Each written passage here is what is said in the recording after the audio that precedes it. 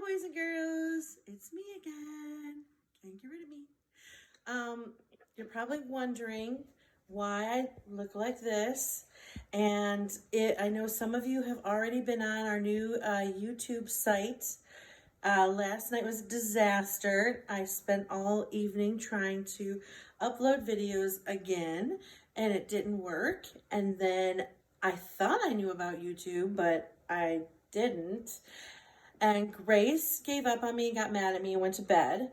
And then I asked Caroline, and she was on her phone, or no, on her Switch, like, yeah, I don't really know, Mom. And then I was like, nobody will help me. So I want to give a shout out to Caroline. She's our videographer tonight. She stayed up till midnight and helped me get everything situated without killing me. So thanks, Cakes, for doing that. But I don't want to brag before we get reading. Ever since Caroline went live, I've kind of been trending. That's what I've heard. I may be Insta famous. Is that it, Caroline? So I just want to make sure, in case people are trying to take my picture through my windows or anything, I had to up the look as what it was the past 5 days, which was not washing my hair. Pajamas. And yes, the same pajamas every day. So anyway, our book that we read the other day, I had asked y'all a question, which pet you thought they picked, because on the last page, they kind of left us hanging, which we hate sometimes. And I was very thankful. Cassidy and Reese made a guess. And I just looked at it. Caroline, do you remember? One was a mouse, and I think one was a cat. Yeah. I think maybe Cass was a cat and Reese guessed a mouse. I can't remember. It's only been like literally 5 minutes ago. But anyway, I appreciate you two joining in and participating. You guys may clip up at home. Just pretend. And if you have a Smarty Pants area, you can go get yourself a Smarty Pants. So, Cass and Reese, way to go. No, you didn't. Yes, they did. Or your favorite, marshmallow clap, which is my most unfavorite. Boing, boing, What is boing. That's all they ever want to do. So that's for Cass and Reese. Boing, boing, boing. All right. So tonight's first story is Celestine, Drama Queen. Now, I will say last night's book about the picky princess definitely was a great book for Caroline to be the guest reader. I'm not going to lie, this probably is a fabulous book for myself. And Caroline, and Addie B, and Avery Spooner. Sorry to call you out, girls. Anyone else? No, I think we're good. So Celestine, the Drama Queen. Drama cream. By Penny Ives. This is a blooper reel included, so you are getting a bonus tonight. Oh yeah, this definitely is me. If you can know me throughout my whole life, I've probably fallen and been on crutches about 20 times. No joke. Even before Celestine had hatched from her egg, the duck family knew there was something very special inside. The little egg. Tappity tap went the egg each day until crack! Out danced Celestine, ready to be a star right from the start. Celestine was very hard to ignore. Who remembers the fancy word for a word like crack, where it describes a sound like bonk, bing, bang, crack? We learned that in reading group. Anybody? Think about it. Caroline, do you know? Adjective? What? Oh my, Caroline. I thought adjective was describing. Right, this is describing a sound. Onomatopoeia. Oh, okay. You meant sound. I thought you Yes. just meant like just a describing word. Okay. You gotta give me heads up before you pull these on me. All right, sorry. Next time I'll have a cue card. Oh, no, I can't turn the page. Sorry. Nice. As soon as she was old enough, Celestine would dress herself with great care, just as a real star should. Sometimes it took a long time to create just the right look. Love that. One morning, Celestine swept into breakfast wearing her latest creation. "Oh, Mommy, you know stars only eat pink food," she sighed as she looked at her cereal. "Do you think you should be wearing a tiara to school, Celestine?" her mother asked. "Of course, a star must set an example," said Celestine, skipping out the door. At school, Miss McDonald took attendance. "Archie?" "Yes, Miss McDonald." "Betty?" "Yes, Miss McDonald." "Celestine?" "Celestine is not here," she answered. "Today you may call me Princess Drusilla Drake. It's a much better name for a star, don't you think?" Boys and girls, I'm making a text-to-text connection right now. Celestine reminds me an awful lot of another character that we read a lot about. Anyone know? 3 parts? Junie B. Jones. "Well, Princess Drusilla Drake," said her teacher, "this morning we all have the chance to be someone else. We are going to begin rehearsals for our school play. I would be delighted to accept the lead role," beamed Celestine's twirling around the room. "Thank you, Celestine," said Miss McDonald. "There's an important part for everyone."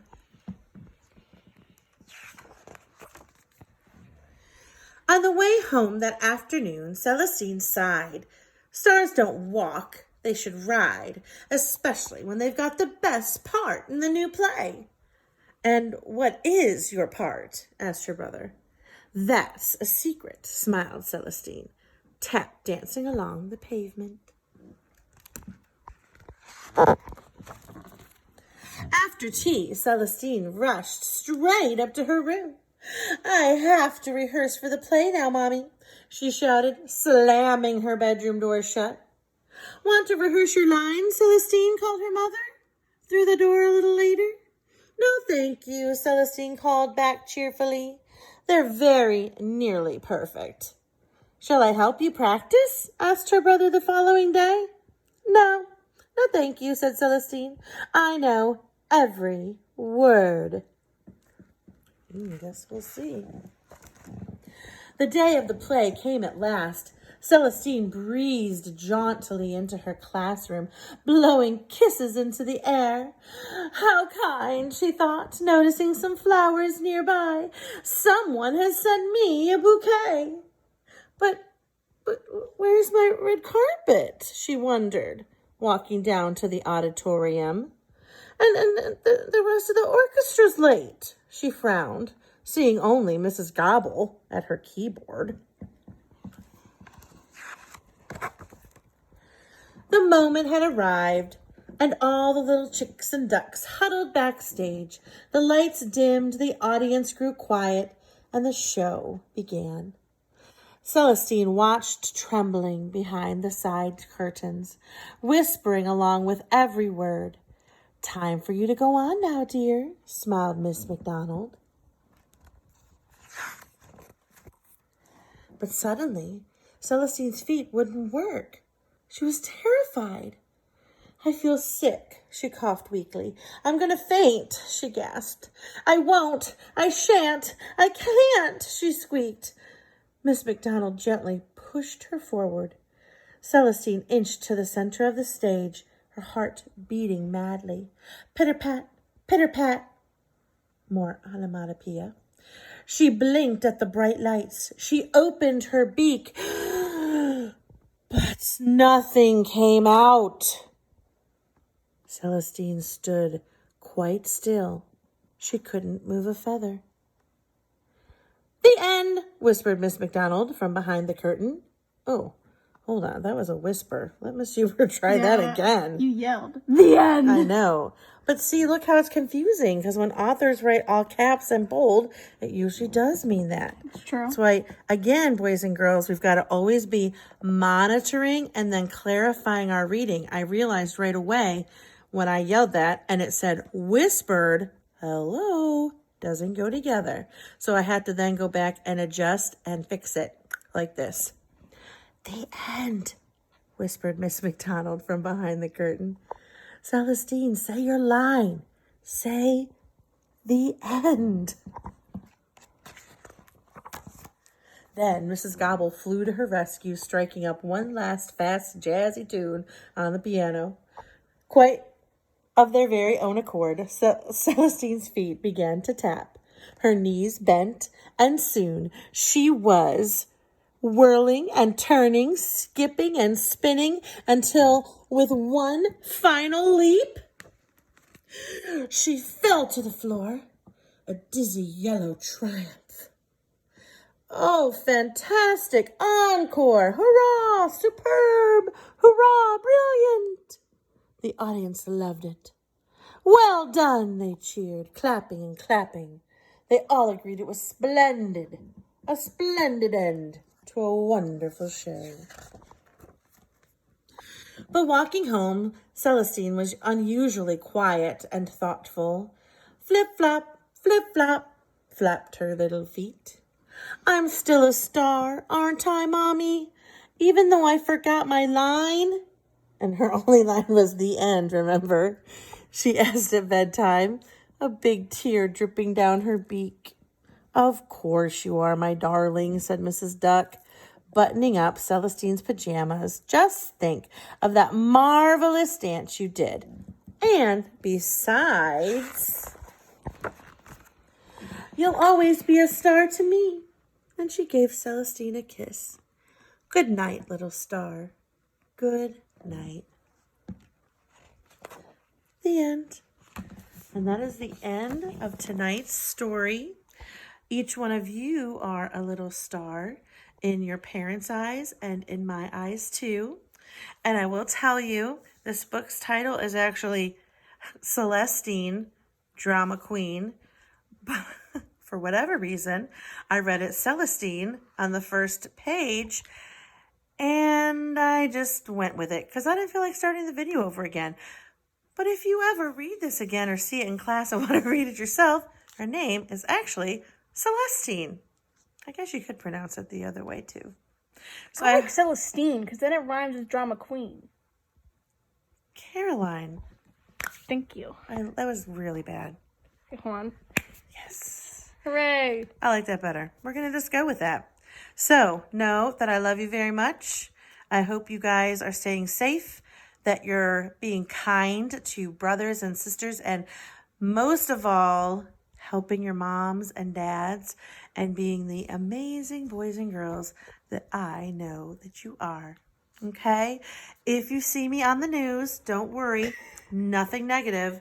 All good. Right, Addie B? I got my hair cut, so it's kind of hard. I have nothing left to flip. All right. Love you all. See you tomorrow night. Bye.